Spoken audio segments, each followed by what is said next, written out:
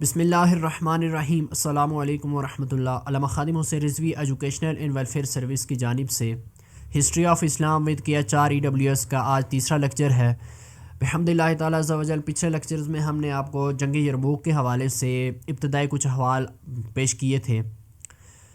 جابیہ کے مقام پر لشکر حضرت ابو عبیدہ رضی اللہ تعالیٰ عنہ کی قیادت میں موجود تھا۔ حضرت ابو عبیدہ رضی اللہ تعالیٰ عنہ کو جو ہی ان کے جاسوس نے خبر دی کہ ہرقل نے 5,60,000 کم و بیش کی بڑی تعداد کا لشکر مسلمانوں پر حملہ کرنے کے لیے روانہ کر دیا ہے قسطنطنیہ سے، تو آپ نے حضرت ابو عبیدہ رضی اللہ تعالیٰ عنہ نے شورا کا اجلاس بلایا۔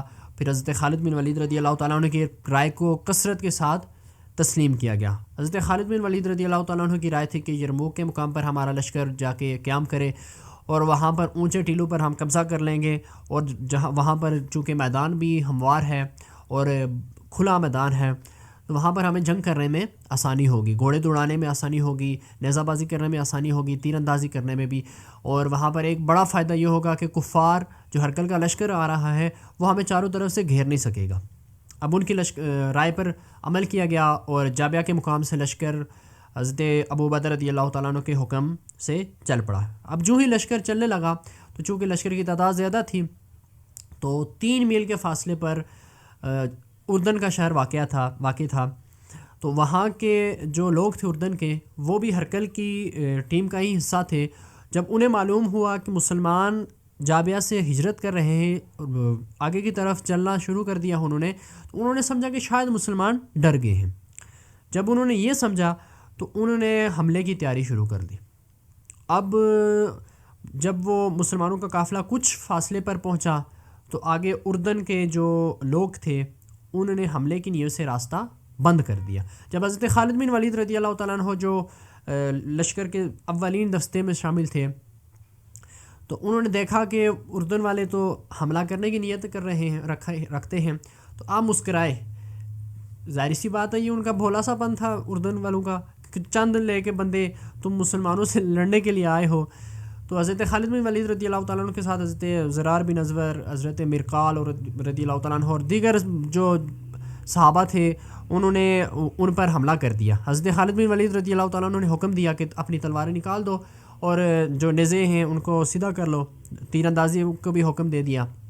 ایک لشکر حضرت ابو عبیدہ رضی اللہ تعالیٰ عنہ کی قیادت میں چلتا رہا یرموک کی طرف، اور دوسرا جو لشکر تھا وہ حضرت خالد بن ولید رضی اللہ تعالیٰ عنہ کی قیادت میں اردن کا جو وہاں پر لشکر موجود تھا ان پر حملہ کرنے کے لیے تیار ہو گیا۔